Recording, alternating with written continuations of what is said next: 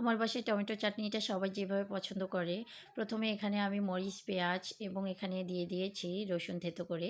এখানে আমি বেশি করে রসুন থেঁতো করে দিয়েছি। দিয়ে একটু ভেজে নিয়ে এর মধ্যে দিয়ে দিলাম টমেটোগুলো, দিয়ে দিলাম হচ্ছে হলুদ এবং লবণ।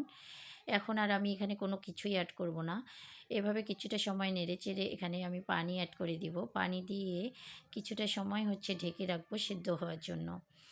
এখানে হচ্ছে আপনারা চাইলে রসুনটাকে হচ্ছে বেটেও দিতে পারেন, তবে আমি থেঁতো করে দেই। এতে করে আমাদের কাছে খেতে অনেক বেশি ভালো লাগে। তো পানিটা শুকিয়ে এলে একটু নেড়েচেড়ে এবার আমি একটা ডাল ঘুটনি দিয়ে ঘুটে দিচ্ছি। দিয়ে কিছুটা নেড়েচেড়ে এবার আমি এখানে হচ্ছে যে ধনেপাতা অ্যাড করে দিব। আর কোনো কিছুই অ্যাড করব না। এভাবে হচ্ছে ধনেপাতা দিয়ে আরও কিছুটা সময় নাড়িয়ে নামিয়ে নিব। এই চাটনিটা হচ্ছে যে রুটি, পরোটা, গরম ভাত কিংবা হচ্ছে যে পোলাওয়ের সঙ্গেও খেতে কিন্তু অনেক বেশি ভালো লাগে। আমরা সবাই এভাবে অনেক বেশি পছন্দ করি। বিশেষ করে গরম ভাতের সাথে আমার অনেক বেশি পছন্দ এই চাটনিটা।